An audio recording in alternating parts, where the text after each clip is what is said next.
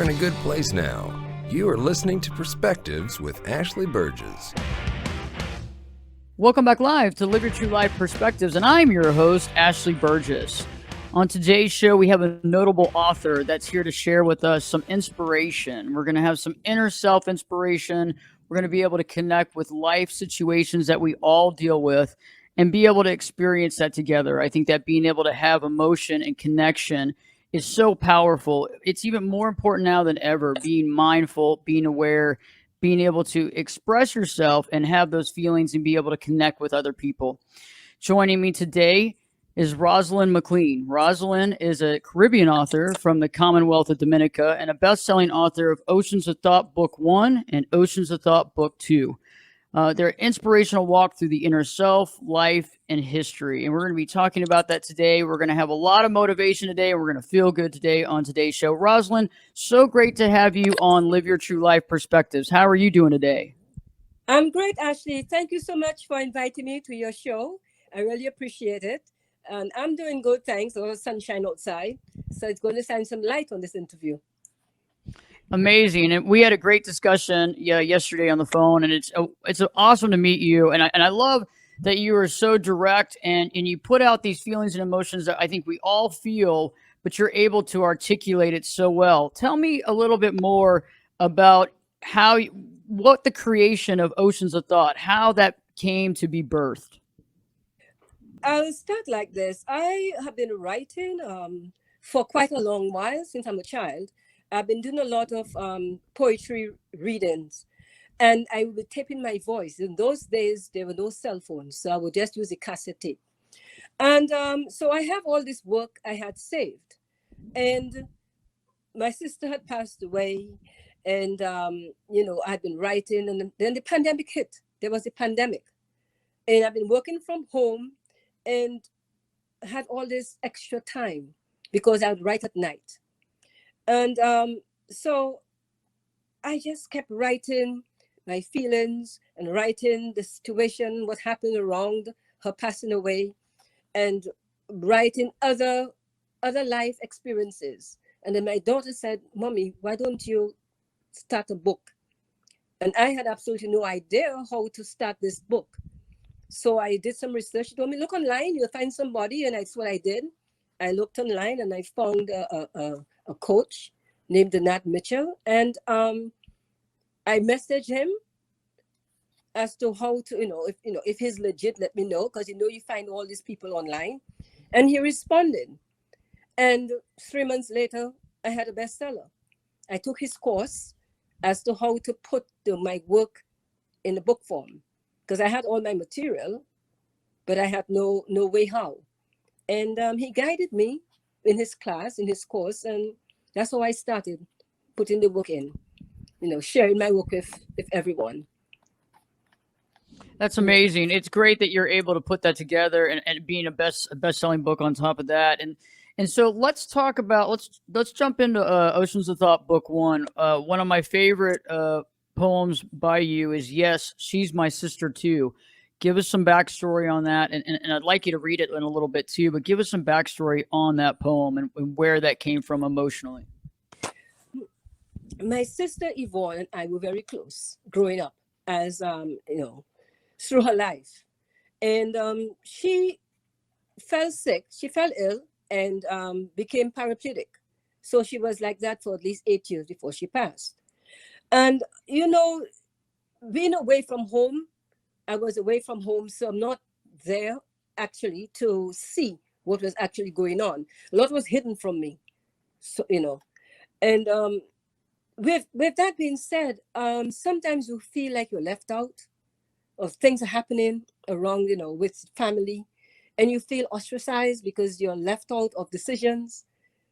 And this actually inspired me to put this down, to write this. And through the poetry, you'd find where I'm asking for, to speak to her, or asking for, to let her know I'm calling. And it's like I was literally begging, trying to get to reach to her during her last days. So basically, this is why I wrote this this one to help relieve, help heal myself from those emotions. It caught on to everyone who read it. And, they asked the same question, why? I said, because I had to relieve myself and heal myself from those emotions. And so that's why I did She's My Sister Too. In other words, I'm letting them know at home and other people, Yvonne is my sister too. So don't leave me out of decisions. Don't leave me out of what's happening. I need to know as well. And, that's basically what happened with this one. There's so many people I think listening to the show right now too that have been in that position where you have a family member, a sister or a brother, and you're left out of decisions. You're left out of being told what's happening. It's almost like you're not getting the information. Recently we dealt with a situation with a relative that passed away, and we didn't get the information for several days actually. And it's really challenging when you deal with that, because we are family. And there's that emotion, and then there's that disconnect, but it also feels like we're kind of not being included in something that we should be included in. Exactly. It's exactly why I wrote it, and exactly the feeling I had. For all those years, they were like, having had challenges for all those years and not being included at all. Sometimes it's like, like you're begging, asking for information, and it shouldn't be like that. But I believe too that no one really knew how close my sister and I were, because, all through her life, we were very tight. But sometimes people miss that. They miss seeing that connection, and they react in their own way. So, that's part of it too. Yeah. It's so powerful. And I know that a lot of people that are listening have been through that. And you're right, they might not understand the closeness, but sometimes I feel that some people get all wrapped up into certain things, and then some people get into the control factor of it, and they start controlling things, and they don't allow the other people to be involved. Exactly. That's exactly the point. They feel like it's a power control, and it feels like you are the weaker one because you're on the outside. Well, I'm away from the home. So it feels like I'm the weaker one of the bunch. So it's okay for these activities to be going on as far as they're concerned, as far as the mind may concern, and not include me. Or maybe that's the way I felt, but I think my feelings were real. I think your feelings are right on, because we experienced that as well, and it was crushing for us, because it was a little different because the person passed away. It wasn't like they went through a lot of physical. They weren't in the hospital for a long time, but they passed away, and we didn't find out for days, and we were the only one that wasn't local. So it's like, that's not fair. We still have feelings, we still have emotions. They're still our family. It still matters. But again, it felt like a control factor. And it's just not the time to be controlling in a family situation like that. No, exactly. It's exactly the point. Yeah, you're right on this one. Can you read us some, or would you mind reading some of Yes, She's My Sister Too, or would you like to read the whole poem? Either way, whatever you prefer. All right, Perfect. thank you. I definitely will read it. Yes, She's My Sister Too. And I'll just flow with the time, the time given to read it. Floods of emotions, ocean waves flow, rivers of waters, tears overflow. What happened? A lambing fit, strange sacrifice, daring conflict. You headed the team. Knowledge and wit, tight-lipped, momentous tip. Yes, she's my sister too. Continuous conversations we shared, intelligent, creative being. You stuck by my hip with sister glue. We were inseparable. We were very close. Everything, it seemed. What happened? You halted on pressured feet. Yes, she's my sister too. A gifted pianist you were, from childhood throughout life. You gave of yourself. You gave to family, pure selfless service all through your life. You were brilliant in your prestigious career, diligent through your work, and in music and dance and culture. You were a rare gem with a sweet, gentle love and humble spirit. You were specially chosen with a genuine heart and strong faith. Yet, you suffered through the stigma of unfavorable plights, shadowed with your beautiful personality, your spreads of joy, your precious smiles, your hearty welcomes. You told me all. You told me all. Yet, yes, she's my sister too. Last text message from you. Going to the hospital. Don't call me now. Words unforeseen. No previous warning of your failing health.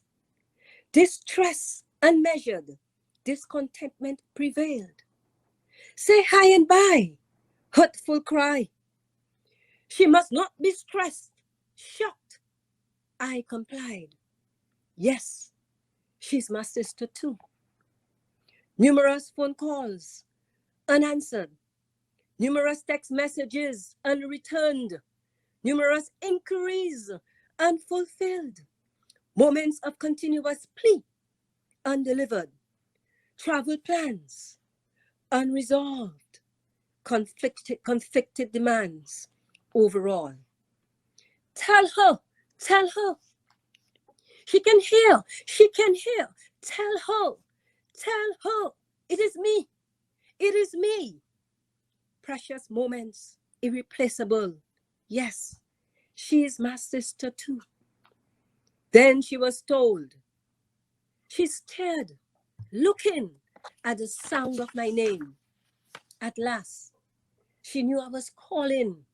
At last, that fateful morning. At last, she heard my name. At last, just one more time. At last, peace in transition. Yes, she's my sister too. Floods of emotions, ocean waves flow, rivers of waters, tears overflow. Was written in June 2017. That is very powerful. Rosalind, thank you so much. This is awesome. Stay tuned. When we return, we're going to be talking about seniors, about their value, about how they're important in our life, and how we need to show some respect in that situation. We're going to be talking about the river banks, and you'll learn more about that, unexplained absences, the silent bully, and more. And don't forget that Rosalind will be sharing her golden nuggets of wisdom at the end of the show, which I ask all of the folks that come on the show to share, because I think we all have something major to learn and grow from one another, which is so powerful. Rosalind will also be reciting some more poetry, so don't miss out on that. And one of the greatest things about this is we all connect with these emotions. We've all been here. We've gone through it. We understand. We feel it. And just when she was reading that poem, I felt situations and things that happened in my past when somebody has passed away and going through that process. And this is some powerful stuff. So stay tuned. Live Your True Life Perspectives with me, your host, Ashley Berges, will be back in. Well, I'll be back this time in 2 shakes.